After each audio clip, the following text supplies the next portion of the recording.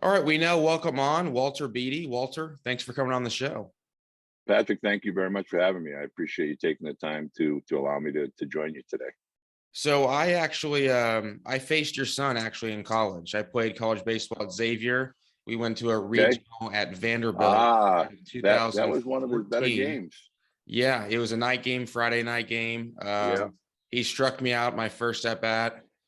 I got on the second at bat though. I hit a six hopper to the shortstop and almost beat it out. But no, he was one of the nastiest pitchers I ever faced, and just incredible stuff. So it was a fun night, great atmosphere. But yeah, I do remember facing him, and man, he was good.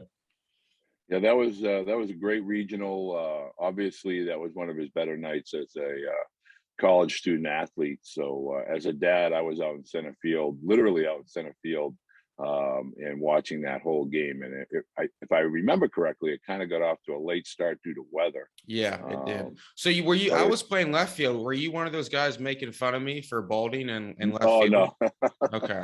actually, I have kind of a superstition, and that superstition is I try not to talk to anybody while Tyler's pitching, and Mm. especially if he's going good. So that night he was pretty much going with all guns a blazing. So I didn't say too much, to be honest with you. I just kind of sat there and observed. So you said center field. Is that you would you always sit in center field when he was pitching? I was always either in right field or center field. On that particular evening, I felt it would be best because there wasn't as many people around. Right field was kind of congested and crowded. So I felt it would probably be in my best interest to be in center field. I always sat in the outfield. I always Really? found that, yeah, I always found that it was, I was very superstitious, as most dads are. And I always felt that I could kind of observe and see the whole field and kind of get a vibe and kind of just enjoy by watching and not being as involved behind home plate. So that was just kind of one of my quirks as a baseball dad.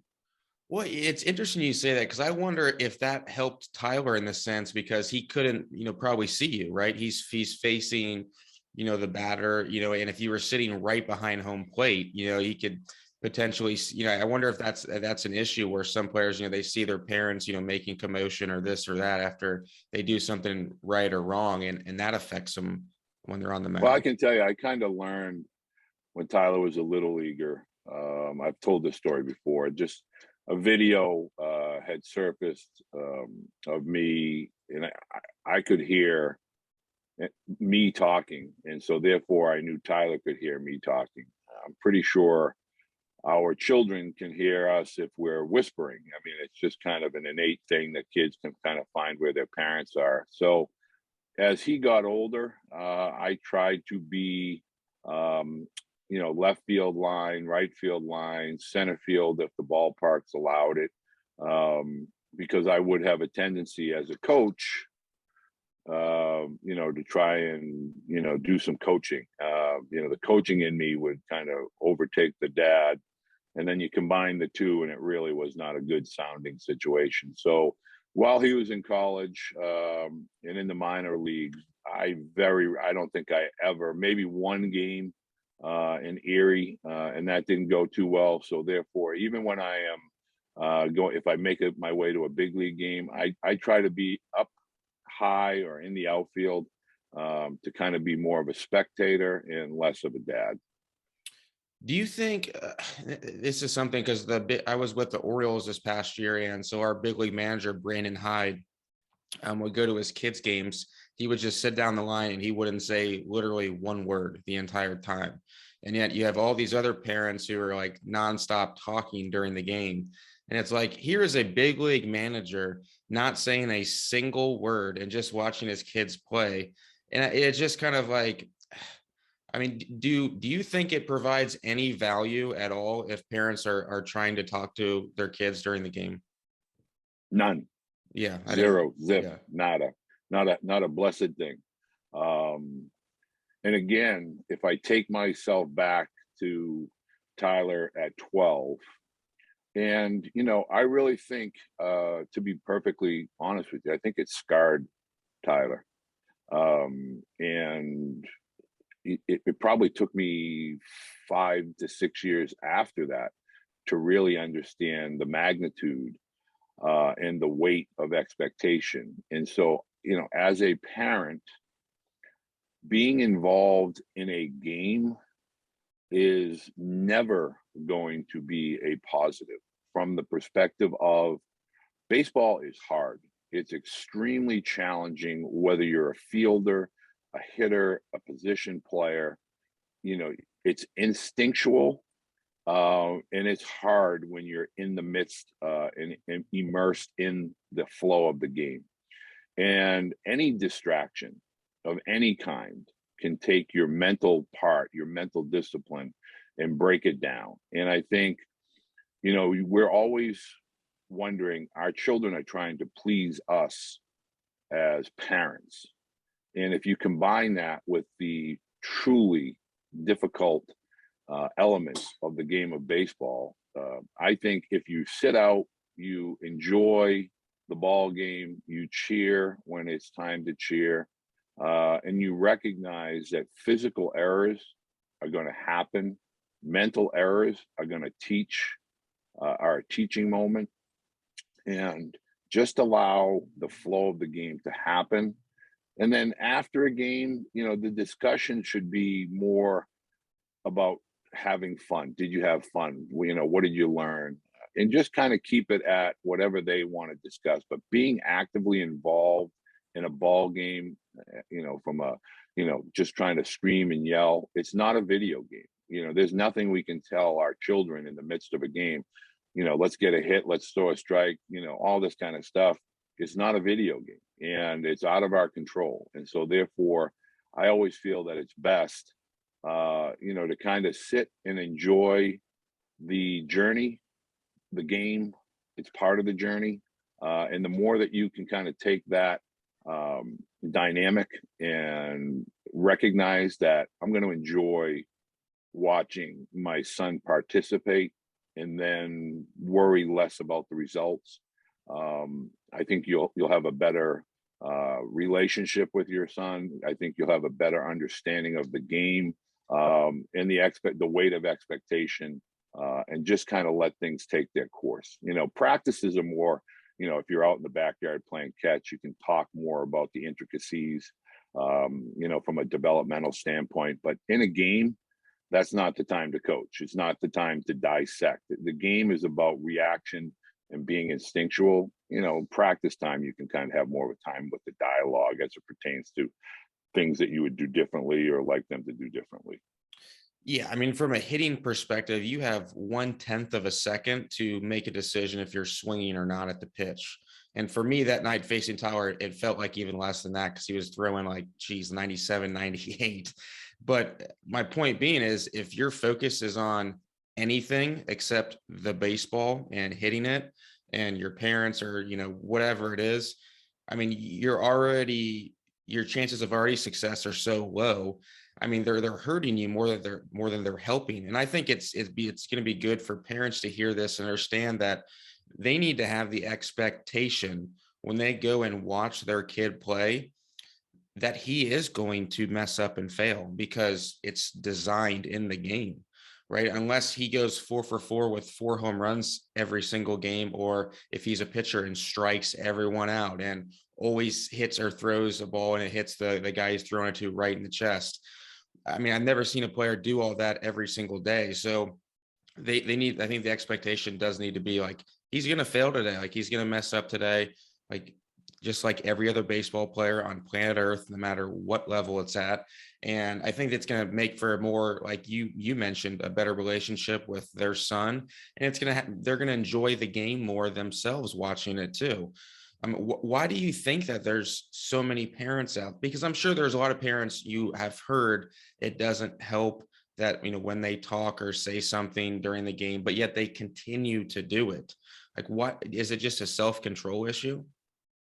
I think more of it has to do with the competitive nature of youth baseball. And, one of the things that I'm seeing more and more, and really, if before, I get, too old to be able to convey this message. It is truly my purpose to let parents know one singular element to the sport of baseball. We have to return it to the kids. I saw a social media post about above average 6U travel baseball players, that a team was looking for above average 6U baseball players. And you have to stop and think for a second, because I did not start playing competitive baseball, meaning little league, until 10 years old. There was no such thing as travel baseball. And I stunk. I mean, I was god awful. I couldn't hit water if I fell out of a canoe in the middle of the Atlantic Ocean. And, you know, when you try to tell a parent how hard it is to hit a baseball. So here's what I used to do as a college coach. Every fall, we didn't do a fall World Series like what's all the rage today. What we did is we had a big cookout. I invited all the parents, and it was a social activity. And I told every parent that our two best pitchers were going to warm up. And I set up an L screen, and I put a parent in a batter's box, and I put up the L screen. So the parent had to be behind the L screen. So the catcher would still be able to catch the ball. But I said, you can't leave this, can't vacate this area. I want you to stay right here. And we had pitchers that would throw, you know, in Division III. I had 3 guys that were drafted, and they all threw 92, 93 miles an hour. I said, I want you to look and see what it feels like to be in a batter's box when we have a guy throwing 90 plus with a curveball and a changeup. And I want you to see it and hear it. And I think, for the most part, that parents fail to have a true understanding of what it's like to be in that batter's box. It's not an easy thing, because the number one thing that 90% of young student athletes, when they step in a batter's box, that they are dealing with is fear. And if we add the parents screaming and yelling, and then you have the opposing parents screaming and yelling, and then we're yelling at umpires and opposing parents and opposing coaches, and holy cow, stop the insanity. This is nuts. And now you're trying to have a 6-year-old through 12-year-old face a young man that might be throwing a little bit harder for his age group. And I guarantee you that's a lot going on in the mind of that young student athlete. And I think what we come with video game technology and all these YouTube videos and all these people, you know, that claim to be able to make young hitters great hitters, we fail to recognize how difficult, just difficult, trying to take a bat that, let's give it 2 3/4, you know, it's really 2 5/8 diameter, and we're trying to hit a 3-inch diameter round object, and we're trying to do that on a consistent basis, and it's hard. And guess what? When you're a pitcher and you're standing 45 feet away as a young man, or 60 feet 6 inches as a high school and college student athlete, and you have to throw a baseball over a 17-inch plate, and you have to do that consistently, we don't understand how hard that is to do. And the elite ones that are able to do that at the big league or minor league level, yes, they may make it look easy, but I can guarantee you it's not. And so the perspective as a parent is skewed, because, oh, look at the video game. Oh, that young man is not throwing that hard. You should be able to get a hit. There's so many variables and so many things going through a young man's mind that if you looked and listened to all the travel ball parents in today's ballparks, and then you put yourself back into being a student athlete at whatever age, starting at 6 years old, as silly as that sounds, we're really trying to manipulate the outcomes, and we're trying to race to a destination. And to me, that's just taking the game away from the kids. Yeah, well, it's good that we have, people like you out there spreading the good word. And, we'll talk a little bit about, the book that you just got done writing and publishing with my good buddy too, Brian Eisenberg, because it's a great, great resource. I already read it all. It learned a ton about, all the just rules and intricacies of the recruiting process. Your son, this is another thing I wanted to pick your brain about. Your son was a first round pick twice, right? He was a first round pick out of high school, and he didn't sign.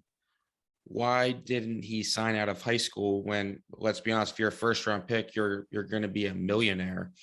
And if you especially being a pitcher, you take that chance of going to college.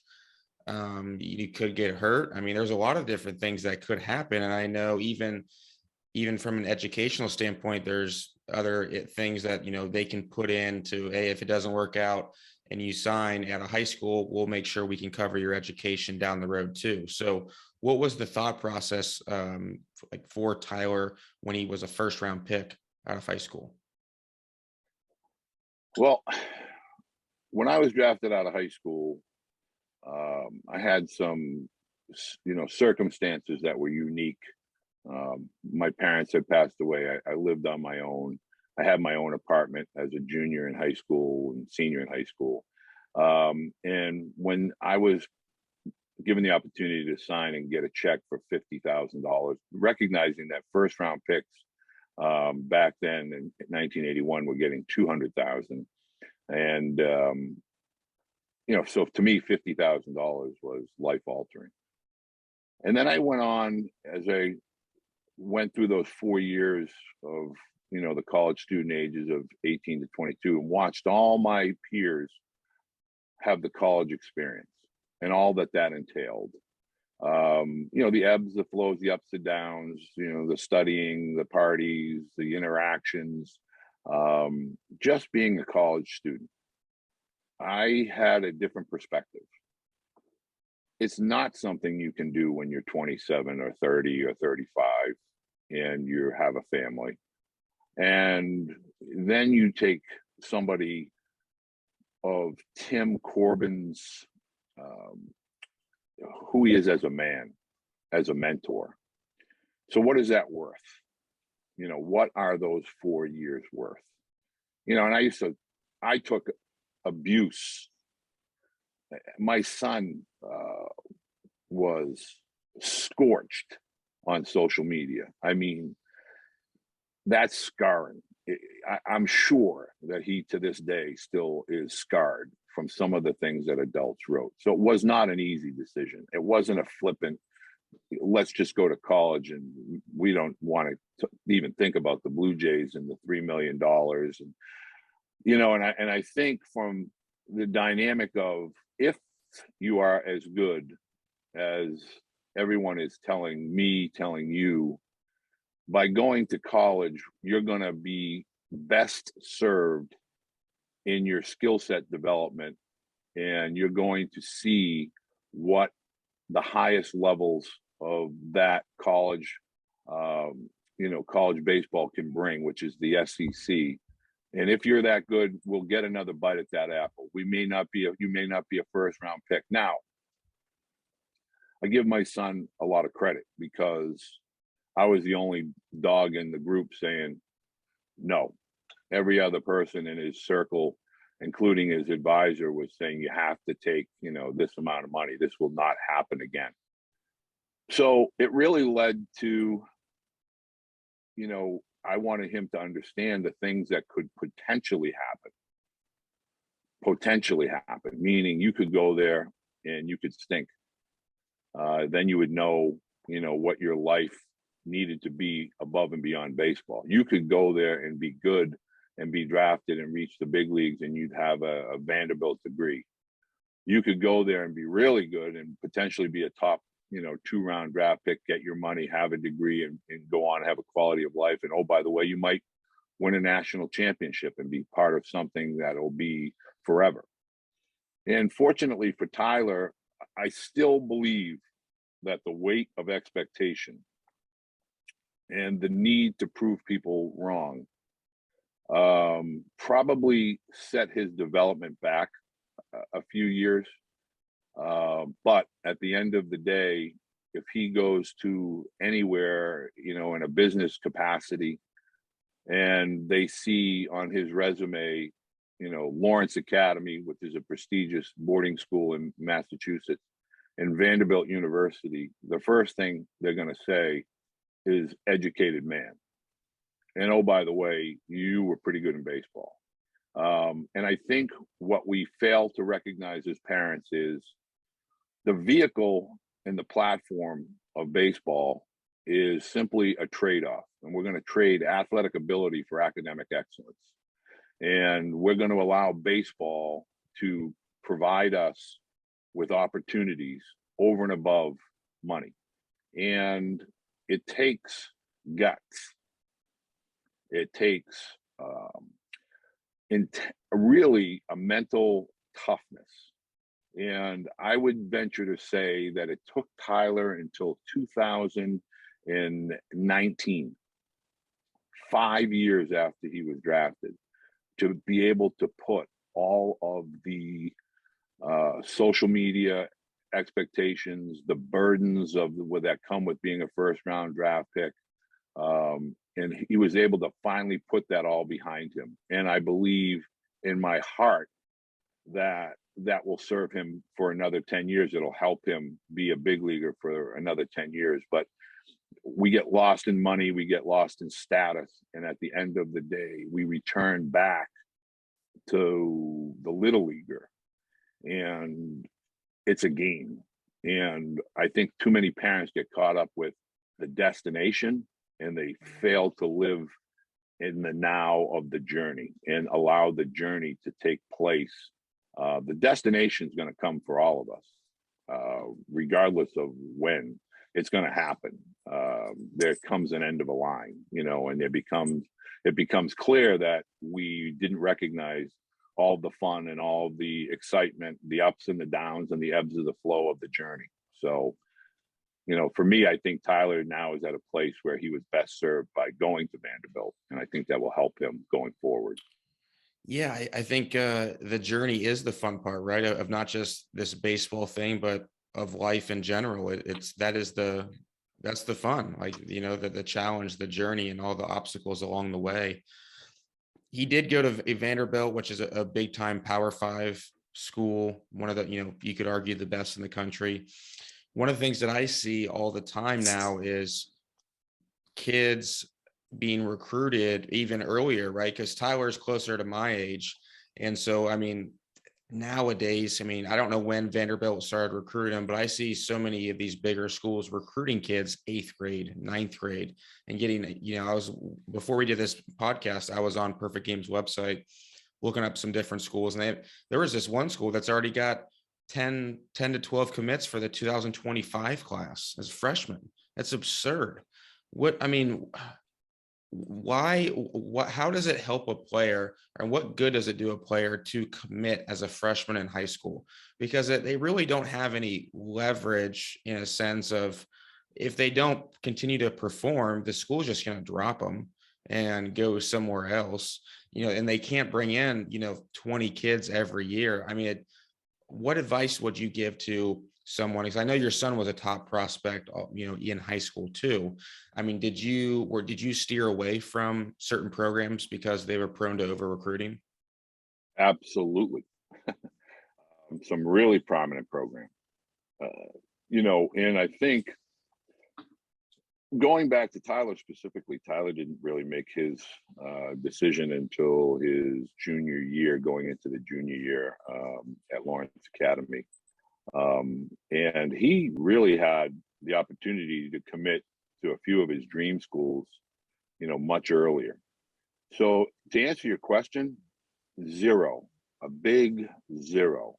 I am absolutely, when I talk to parents and they ask me, why other boys are, committing to schools, I think it has to do with they are afraid that they might not get that opportunity again. And why do coaches do it? Because if a student athlete and his family want to take themselves out of recruiting as an 8th grader or a 9th grader, okay, I have no risk. I'm not committed in any way, shape, or form until November of that student athlete's senior year to provide him a letter of intent that guarantees his money for 1 year. 1 year. A lot of parents think, oh, my son's going to commit to school ABC and they're giving him a scholarship and they think everything's great for 4 years. In reality, it's 1 year. And I see a lot of those student athletes, not all, but a lot of them they lose their drive. They lose that focus.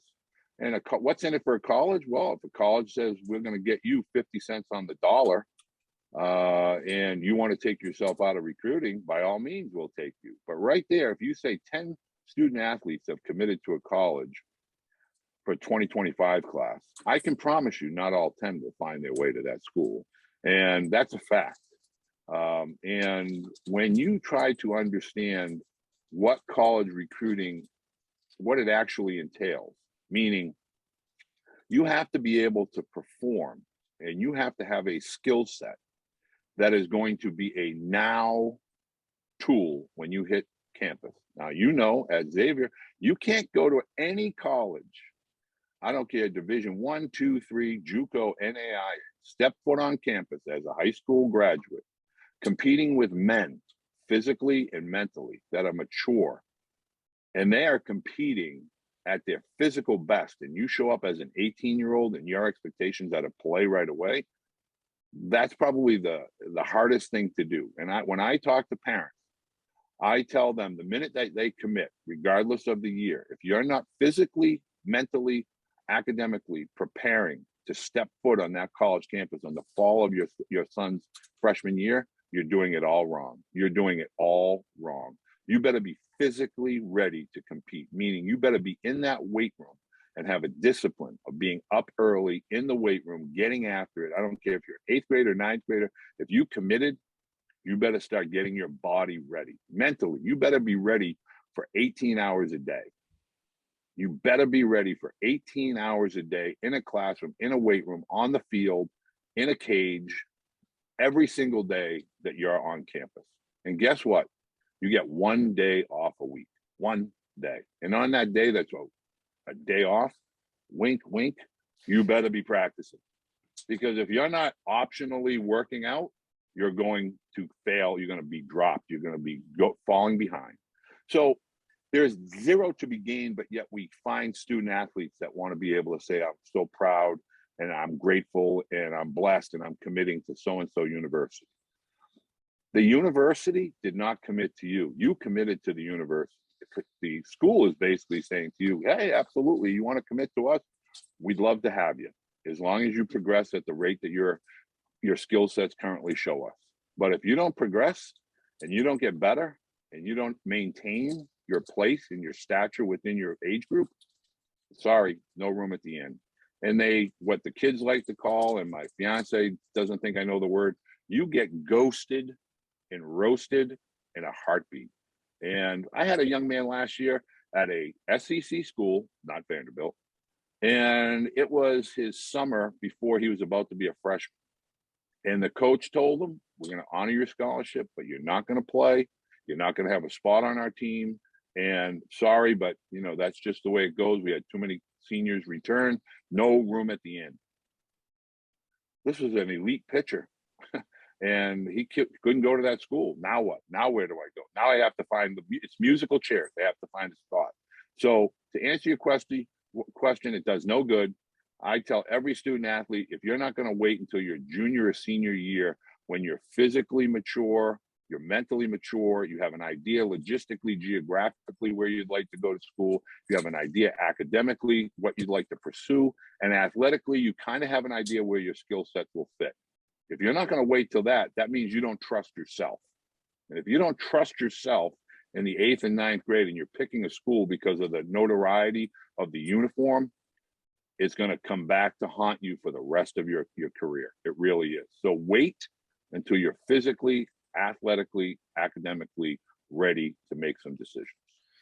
I saw on Twitter the other day, I forget who posted it, and it said it was a statistic that said over 70% of the kids who commit before their junior year, verbally commit, over 70% never even make it to that on campus to that college they committed to, or maybe it was before their sophomore year. I forget who said that statistic, but that was mind blowing, and I quite frankly believe it. I mean, I'm not going to name the school, but there was another SEC school, not Vanderbilt, who had a kid who was committed to a kid, or not committed, as you mentioned. The kid was committed to this school since he was a freshman in high school.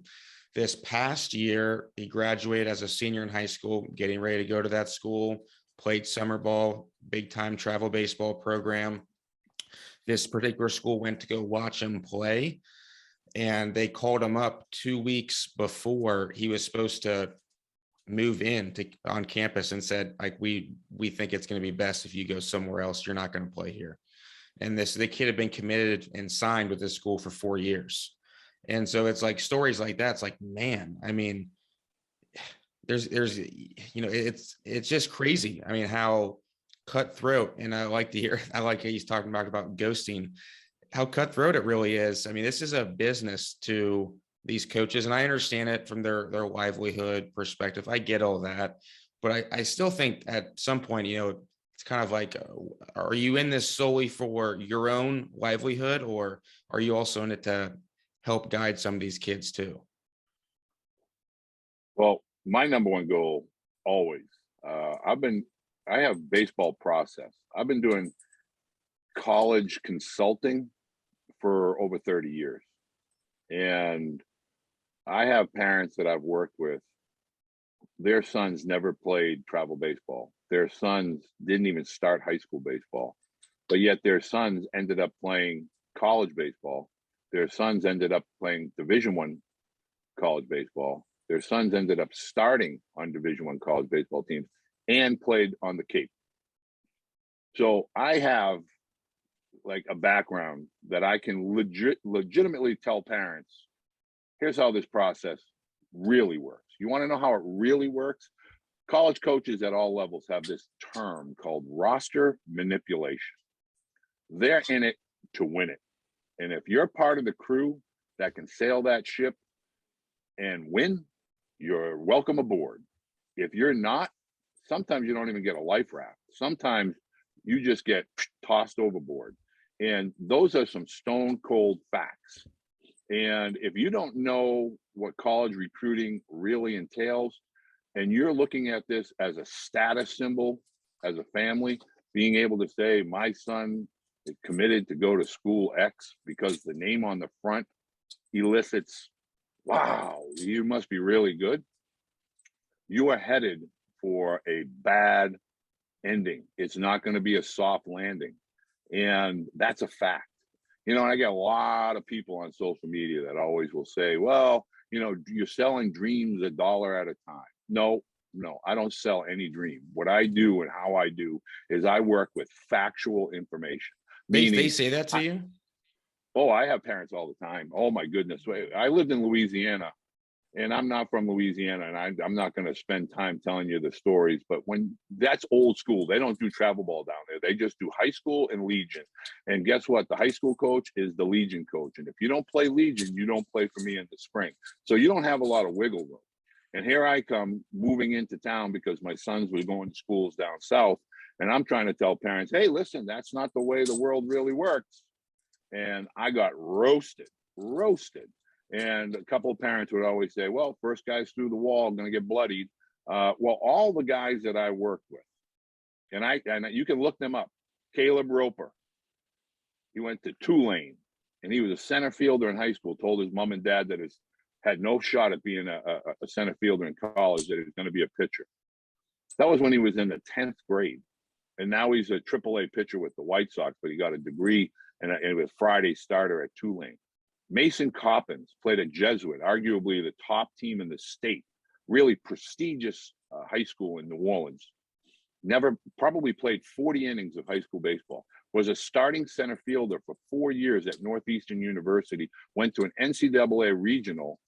And oh, by the way, he won a silver bat in the Cape Cod League. He played as a starting center fielder in Cape Cod. My point is, I know how to evaluate student athletes. And what I don't know, I go and get from scouts, trusted major league scouts. And I get their feedback. And I create an understanding of where a student athlete is today, what he's capable of doing tomorrow, and how to go about doing that. And then I find a placement that fits for that student athlete. Sometimes it requires a postgraduate year. Sometimes we're going to go to an NCAA Division II school or Division III school. But guess what? An NCAA Division III school of Tufts, Bates, Bowdoin, Emerson, these are prestigious academic institutions that are right up there with Harvard and Yale and Dartmouth and Penn and Princeton and so on. And when you tell parents and you shed light on the fact that the bottom line is about academics, because the chances of your son playing professional, you went to Xavier University. That's a good school. That's a great university. And you played in an NCAA regional with Oregon. I remember the regional, and that's big time college baseball. And if you looked on that field on that night, there probably, I think on that field, there were 8 big leaguers and 9 big leaguers with Oregon, and Xavier had a couple of draft picks that year. But you don't have a lot of guys playing big league baseball out of those 4 teams. And so look at the academics. So when you're talking to parents, you really have to have somebody that has a good understanding of what your son is capable of, where he's at now, what he's capable of doing tomorrow, and what's a good environment, a good fit for him academically and athletically. That's the bottom line. You commit your freshman year. Do you even know where the weight room is or the library is? How close are the dorms to your field? Tyler had to walk 1.5 miles from the dorms to Hawkins Field. Now, why is that a big deal? You know, when you come home from a road trip on Sunday night, the bus doesn't drop you at the dorm. The bus drops you at the field. And you have to walk from the field to your dorm with your equipment bag. So when I tell parents the story of it's raining on a Sunday night, you get dropped off, you just had an 8-hour bus ride, you get dropped off, and guess what you got to do? You got to carry your equipment bag and everything back to the dorm. Oh, by the way, it's 1.5 miles away.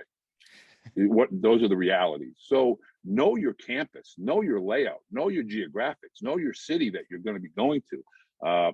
There's so many variables with college, but yet we want to commit when we're an 8th grader or a freshman. Don't you want to know how many outfielders are in that class? How many pitchers are in that class? How many guys graduate? You know, I bring a roster to a family's house. And this just happened 2 weeks ago. Student athlete's a catcher. And I said, you know, you're committing for this school. I said, are you aware that they have 3 catchers that are freshmen on their roster right now? No, it's not a big deal. There'll be juniors when I get there. Oh, okay. I said, so there'll be juniors. I said, but you'll be a freshman. Well, guess what? At least one, probably 2 of those juniors are going to stay through their senior year. And that means your freshman year and your sophomore year, your playing time is limited. I said, are you aware that there's 2 other catchers that are in your class that are being recruited? Yeah, but I'm better than them. Okay. I said, now we got 6 catchers that are going to be at that school for 2 years while you're there. You think they're going to keep 6 catchers on that roster? Well, I know I'm good. Okay, well, I'm asking you, do you think they're going to keep 6 catchers? Probably not. Okay, so that's why the transfer portal is filled with thousands of student athletes, because they thought that they were going to be able to play. They didn't know, but they thought they would be good enough. That's not good enough to me. If I'm going to choose to go to college, I'm going to know what the lay of the land is. I'm going to know who I'm competing against and what it looks like, what it feels like, and I'm going to prepare myself to be sure that I can play at that school. Yeah, every kid is saying that, well, I'm the best one, so I'll be the one that ends up making it. But like you said, it doesn't actually end up always being the case, unfortunately. I did hear you say about travel baseball and how you don't like travel baseball before the age of 14. Could you elaborate on that? Absolutely. We are led to believe, I will tell you this, travel baseball, let's go from 13 down to 6U. I didn't believe that 6U was actually a big deal, but after this weekend, I discovered it's a really big deal, and you have to be above average at 6th in order to play. Let me tell you this. Think of the physical and the mental maturation of a 6-year-old to a 13-year-old. That's number one. Every travel ball program in America, their money is made with the younger ages. It is not made at 14U and above. That's a stone cold fact. Why is it made from 6U to 13 or 14U? Sheer numbers. Everybody wants to play travel baseball, so therefore I'm going to have 20 student athletes on a team, 15 to 20 student athletes. I'm not going to have one team per age group. I'll probably have 2 or 3. And guess what they're going to sign up for? Lots and lots of lessons. Not practices, but lessons. And guess what else they're going to do? They're going to buy all the gear because grandma needs a hooded sweatshirt and grandpa wants a hat. So we're going to buy all the gear for the travel team, and we need a $400 bat, a $300 glove. We're going to get all kinds of batting gloves, all kinds of elbow pads and wrist guards and all kinds of other stuff. We're learning to live life at 6 years old, how to find our way. As a baseball player, you grow from your peer group, meaning I want to emulate Jimmy because Jimmy's really fast. Jimmy's really good. I'm going to watch Jimmy because he's in the same grade as me. Well, now we grow and we learn from adults. We're 6, we're 7, we're 10, we're 11. We can't move like adults. We can't function like an adult. We don't think like an adult. We don't have pickup games anymore. We don't have stick ball. We don't have little league games. We don't have any of that anymore. It's not pastoral and playing a game. It's organized, and there's screaming and there's yelling, and that guy can't possibly be 8 years old. He's the size of a senior in high school. He's got facial hair. And all of these things that go on at these little league games and these travel ball games, it's insanity. It's absolute insanity. And we are not letting kids be kids. Guess what? When I was a kid, there was a guy in my age group named Dave Collins. He was a left-handed pitcher, and he threw hard. If I fouled a ball off, wow, mission accomplished. I fouled it off. I can go back to the dugout with some pride because I actually fouled the ball off. That's how hard he threw. In today's world, if you don't get a hit, oh my goodness, you're a failure. And we are not allowing kids to develop a passion for the sport of baseball. That's the foundation. Without it, you won't be a player. You'll quit at 13 when that fork hits and the big diamond hits. We are not letting them have a love, a basic understanding, a basic kind of an involvement with teammates. So I had a parent about a year ago kept asking me why I was so adamant about being a good teammate. And it struck me as odd. I said, do you realize in every team, if I put a team out there of 9, 8-year-old boys, and before we got up to bat, I say to every boy, I want each of you to fill out a lineup card. I guarantee you that each of those boys would know, okay, he's good, that one's good, I'm not so good. They'd have it pretty much down because they have an understanding of the hierarchy. But that was Little League in my day. And today's world, it's so structured. We have umpires, we have coaches, we have evaluators, we have instructors. And if we go 0 for 4, it's nothing that a good lesson can't fix. Whereas I would watch guys in my peer group. And I remember at 10 years old, when I first started, I had a great friend of mine who said, if you just keep your chin, and this was during a wiffle ball game, if you just keep your chin over the ball when you swing and you just allow it to stay over the ball, your eyes won't move and you're going to become a better hitter. And guess what? It clicked in a wiffle ball game. So because we have so much structure, because we have rankings, because we have uniforms, it's so organized that kids now look at the adults and say, oh, okay, I'll just let them figure it out. I don't need to be involved. I just need to get up in the morning, drive 4 hours for a doubleheader. I'm going to play against kids I don't even know. And oh, by the way, I'm not really excited about traveling 4 hours to play. We don't let them just ride their bikes and a glove and a bat on a pair of handlebars and go play pickup baseball. Now, conversely, if I look at Latin American players, and my goodness, the landscape at the major league level is inundated with Ronald Acuna and Ozzy Albies, and we look at Juan Soto. We could go on and on and on. They have fun. They smile. They're gregarious. You know why? Because they love the game of baseball. They don't look tired and mentally worn out like a lot of these guys that come up and they're mentally exhausted because, I finally got here and now I'm supposed to do really well. Travel baseball at 6 through 13 is criminal. It's absolutely criminal.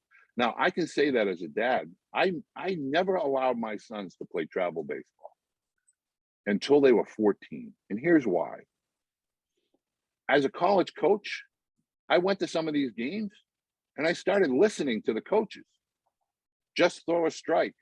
Just put the ball in play. Let's just make contact. Just put the ball in play. Just throw a strike. Yeah, that's going to help. That's great instruction. I'll write that down, and I'll use that when my pitcher can't find the strike zone. Just throw a strike. I'm going to mix that one in. And I was just saying to I remember saying to my boys, I want you to go to a college game with me, and I want you to see how the boys play. My college team had fun. We stunk when I first took it over. But I used to tell every single student athlete I recruited, when you come here, this is about your opportunity to be a student athlete. We're going to have fun. We're going to be disciplined. We're going to be competitive, and we're going to be aggressive, but we're going to have fun. That didn't mean we always won. That didn't mean every ending was cake and ice cream. But my point is travel baseball has become too structured. We trust gadgets and gadgets. We trust instructors who are going to teach us the right way to hit. The right way to hit is to have a bat meet a ball consistently. To try and tell parents they have the latest and greatest swing plane and launch angle, and this TrackMan is going to fix your son in travel ball age groups is silly. It's absolutely silly. We need to give the game back to Little League. We need to give the game back to the sandlots. We need to find adults who want to teach and instruct, but what it used to be. I had a guy on social media, and I vehemently disagreed. There have been no better time to be a baseball player than today because the coaches are better, the technology is better. Technology at a 6, 7, 8, 9, 10, 11, and 12. Are you kidding me? Anybody watch the Little League World Series and see all those kids and the emotions? It matters to them because it's their community. It's their Little League program. It's something they grew up with. They play with guys and friends. It matters to them. Travel ball now, my little Jimmy isn't playing shortstop. I'm going to bounce to the next team. Or I show up at an event and a really good team says, your son is really good. He shouldn't be playing with that group. He's not going to get anything out of it. We're a better coach. We have better instructors. Come play with us. And we're trying to manipulate 10-year-olds. It's truly gotten so far out of hand that if I reach one person, with a book, with a podcast, with a tweet, anything, and get them to understand, let your son go out. He's going to fail. It stinks, but he will learn and he will get better. And that's really what we need to kind of get parents to understand. It's a hard game. And the more times you fall, you get back up. You get back up, you get better. And that's the way it has to be. At 6 years old, it should just be about T-ball, putting a bat on a tee, putting a ball in play, letting the boys field it, throw it, laugh, overrun a base. I promise you go to any 6U travel ball game. There's all kids of all shapes and sizes. Some are good, some are not so good. But we want them to be smiling and having some fun. We don't want them listening to umpires and parents screaming and yelling. That's not fun. Walter, what recommendations would you give for someone who might be listening to this and, let's just say maybe they are a junior right now and they're not getting recruited by anyone, they're not a big time prospect. Like what should they do to get an opportunity to get recruited by someone, not necessarily Power 5, but I mean, just get recruited by a college? Well, here's the deal. And these are numbers that are out there everywhere. 450,000 high school student athletes, 35,000 are going to play college baseball at all levels. Those are just facts. It's musical chairs. So let's say you have a love and you really have a passion. Division I is not going to make you a major league prospect. You look at any major league roster, you see players, junior college, NAIA, NCAA 3, 2, and 1.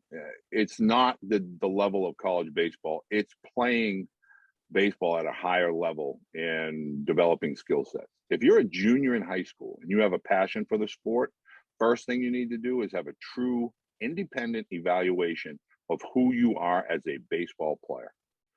What are your measurables? I am so tired of exit velocity off a tee, arm strength, all of these things. Okay, those are measurables, but what do you look like when the lights are on and the scoreboard is on? How do you compete and how can you help a college program win? That's what college coaches are looking for. recognizing what is your role in the future. Are you a role player? Are you a utility player? When do you want to be told that you're probably not a middle of the infield kind of guy? You might be a third baseman. Heck, you might be a left fielder. Oh, by the way, you're a middle infielder. Have you ever caught? When do you want to know those things? Do you want to wait until you show up at a college campus and walk on? Or would you like to know that as a sophomore or a junior? So the number one thing that you can do as a student athlete is get a real evaluation. Somebody that knows how to evaluate what college players and higher level players look like. Number one. Number two, what do you look like academically? Because academically is going to help. And a lot of student athletes fail to recognize that the power of a transcript, that can help. Because I just said to a student athlete the other day, do you realize Division I baseball, specifically, their scholarships are tied to their team GPA? Same thing with football, same thing with basketball, meaning they have to maintain a team GPA. So you're looking to be a walk-on. You're a very attractive student athlete if not only athletically you have serviceable skill sets, but you have a very strong transcript. And I always try to ask student athletes at their sophomore or their junior year, what are your realistic expectations? Where would you like to play? And if they throw out, inevitably, the guys that I deal with, everybody seems to think that I can pick up a phone and call Corbs and say, yeah, I got a guy, he's from Indiana, or he's really good. Doesn't work that way. It doesn't work that way. And so once I get them to understand, here's where your skill sets fit, here's where they project, and here's where, some good schools, it's all about musical chairs. And the sooner that you have an understanding of who you are as a student athlete and who you're capable of being, the better the process will go. If you're waiting to be plucked out of the golden tree of student athletes, and there are boys that develop later, especially pitchers, don't panic. You have options. Oh, by the way, postgraduate is a very prestigious thing now, because you're not using a year of eligibility. In the world of Ivy Leagues, they call it a gap year. They tell you, we don't have room in our 2022 class, but our 2023 class, we have room. So if you want to study abroad or go find yourself walking the streets of Europe, whatever you choose to do, great. And we'll see you in 2023. And same thing can happen in sports with, regard to baseball. You do a postgraduate year. There are postgraduate schools all over the country.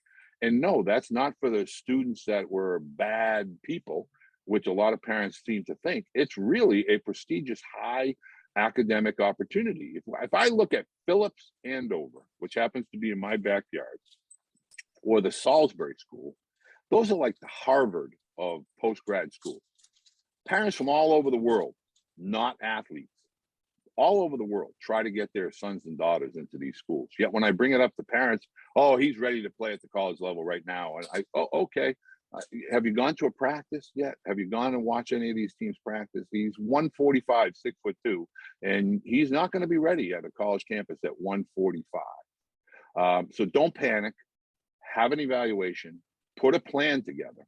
Nobody has a plan. When I talk to parents, well, we really haven't started looking yet. Okay, well, your son's a junior. Now's the time to start looking. Now's the time to start going on these campus tours. And so if you have a plan athletically, have a plan academically, see where you fit academically, see where you fit athletically, you can get to those schools either as a walk-on or as a recruited student athlete.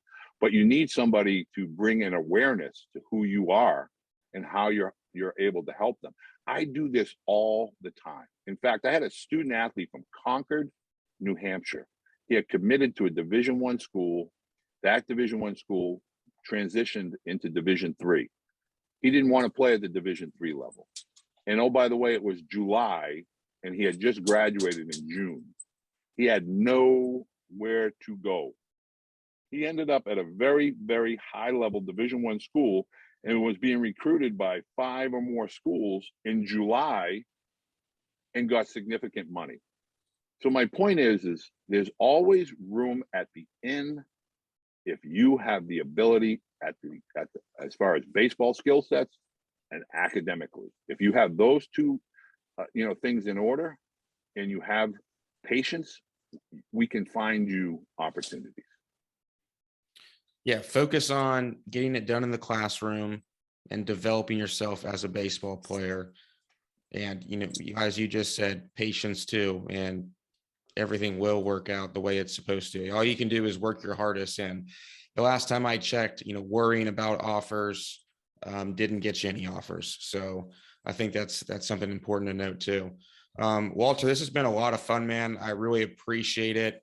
I read your book. It was fantastic. Brian Eisenberg, helped with it too. And it's called Committed: The Guide to Developing College Ready Recruits from Middle School through High School.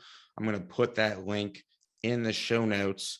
And I can't recommend it enough for anyone who has a son who is in the recruiting process, or even before then too.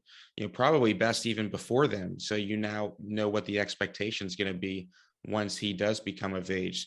I can't recommend it enough. Again, it's called Committed: The Guide to Developing College Ready Recruits from Middle School through High School. You can get it on Amazon. Again, I already read it. I flew through it. It's a great book. All the rules, all the NCAA rules, everything's in the book. It's fantastic. It was really well done. So, Walter, appreciate you coming on the show. And if there's anything else we can do to help, be more than happy to. Patrick, I appreciate you taking the time. I think this has been a great podcast and a great opportunity. Hopefully parents find their way, as well as student athletes. And, just in closing with regard to the book, that is really a manual. It's a manual that you as a parent can basically have, when your son is 7th grade all the way through high school, and you can go back to it and use it as a resource. And that's how Brian and I wanted it to be, a Q&A, so that any parent that picked it up, regardless of where they lived in the world, could kind of say, yeah, that sounds like me. This is where we are, and I'm going to start reading it from this point forward. So I appreciate you giving me the time today to speak with you and be able to spend some time with a bunch of parents and student athletes.